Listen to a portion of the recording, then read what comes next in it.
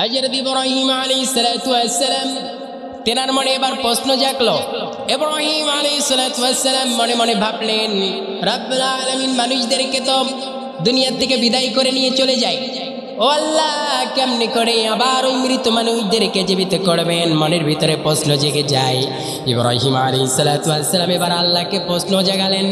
কুরআনুল কারীমে রব্বুল আলামিন জানিয়ে দিলেন, ওয়া ইয ক্বালা ইব্রাহিম রব্বি আরনি কাইফা তুহয়িল মাউতা قال أولم تؤمن قال بلى ولكن ليطمئن قلبي قال فخذ أربعة من الطير فاسرهن إليك ثم اجعل على كل جبل منهن جزءا ثم ادعهن يأتينك سعيا واعلم أن الله عزيز حكيم।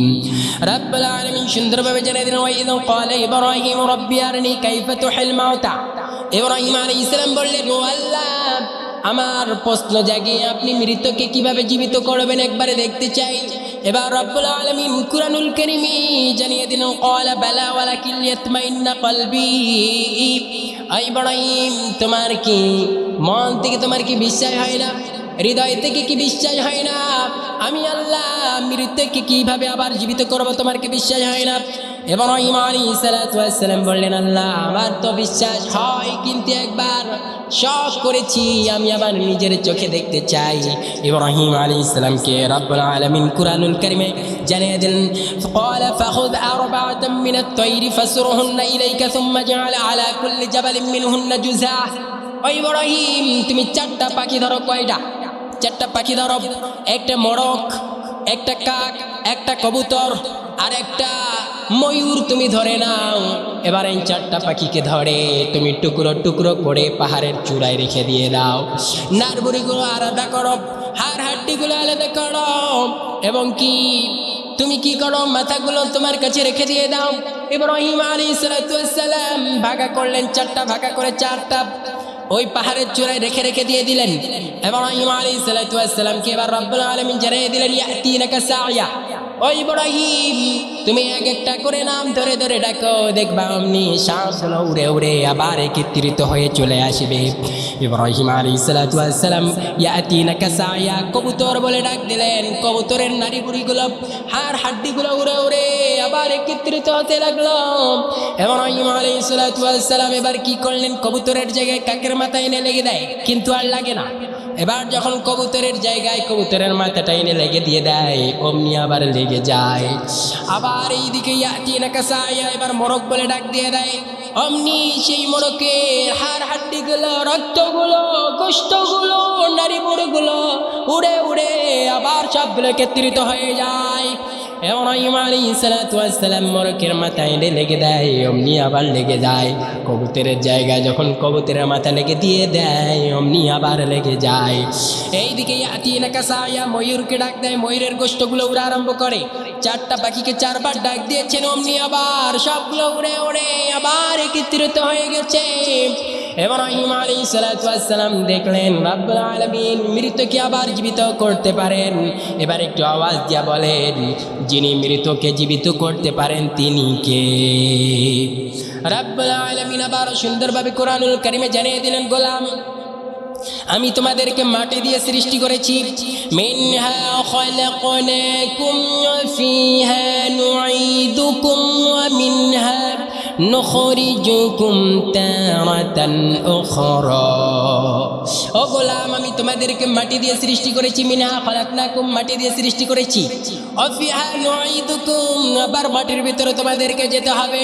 ওয়া মিনহা নুখরিজুকুম তারাতান উখরা আবার যেদিন কিয়ামত কায়েম হবে, প্রতিষ্ঠিত হবে, যেই দিন আমি আল্লাহ 50,000 বছর সমপরিমাণ একটা দিন বানাবো, ওই দিন তোমাদেরকে আবার উপস্থিত করানো হবে।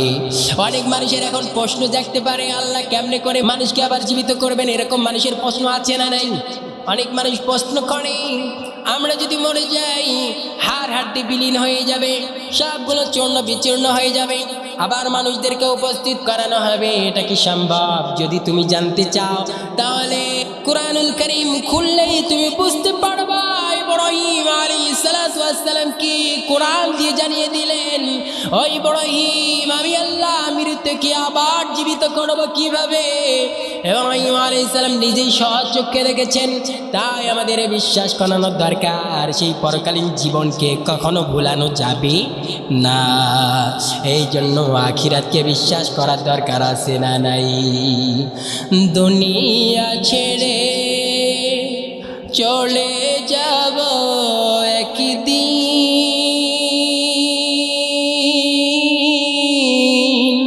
ভুলব না কভু চিরদিন।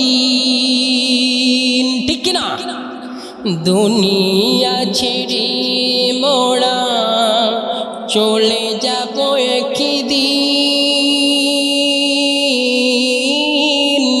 ভুলব না মোরা কোনো দিন। আসবে জানি কবু সেই দিনটা, দয়া করো প্রভু হে, বলবো না কবু চিরদিন। ঠিক কিনা? ওই দিনটার কথা কেউ বলতে পারবে না। আরে তুমি দেখো নাই, তোমার মা গিয়েছে, ওই দিনটার কথা স্মরণ পড়ে। বাবা গেছে, ওই দিনটার কথা স্মরণ পড়ে। ওই দিনটার কথা কেউ বলতে পারে না। তুমিও যাবা, এটা স্মরণ হয়ে থাকবে, স্মৃতির পাতায় রেখে যাবে, স্মৃতি হয়ে থাকবে। তোমার সন্তানেরা স্মৃতি করে রাখবে, আমার বাবা মারা গেছে আজ থেকে নিয়ে 10 বছর হয়ে গেল। সেই স্মৃতি থেকে যাবে। এই দুনিয়া অনেক স্বার্থপর, দুনিয়া কাউরে জায়গা দেয় না, দুনিয়া কাউরে ঠাঁই দেয় না। এই দুনিয়া ছেড়ে সবাই চলে যাবে, সবাই পর পারে পাড়ি দেবে। কোথায় আমরা, কোথায় আমরা? একদিন আমি মুখ লুকাবো সাদা কাফনের আড়ালে, একদিন আমি মুখ লুকাবো সাদা কাফনের আড়ালে। সবাই মুখ লুকাবে, সবাই মুখ ঢাকবে, সাদা কাফনে ঢেকে রাখবে। কি দেখেছো পৃথিবীতে? এই অর্থ সম্পদ, এই তোমার পুরো বিল্ডিং আজ আছে কাল নাই, সবই থাকবে, তুমি থাকবে না। সাদা কাফনে লুকে মুখটাকে ঢেকে তোমাকে কবরে রেখে আসবে। এই জন্য দিনটার কথা মনে করো। এই জন্য রব্বুল আলামিন বারবার জানিয়ে দিয়েছেন, খবরদার ওই দিনটার কথা তোমরা ভুলবে না। তোমরা মরে যাবে, মানুষদেরকে জীবিত করব। তোমার আমল তুমি নিজেই ডান হাতে আমলনামা নিয়ে নেবে। তোমার নিজের হাতকে শক্ত করো, তোমার নিজের আমলকে মজবুত করে কবরে আসবা। খবরদার যদি বেঈমান হয়ে মরো, তোমার কবরে এমন আযাব হবে, তোমার কবরে এমন শাস্তি হবে। তোমরা কুরআনুল কারীম দুনিয়াতে খুলে দেখো নাই?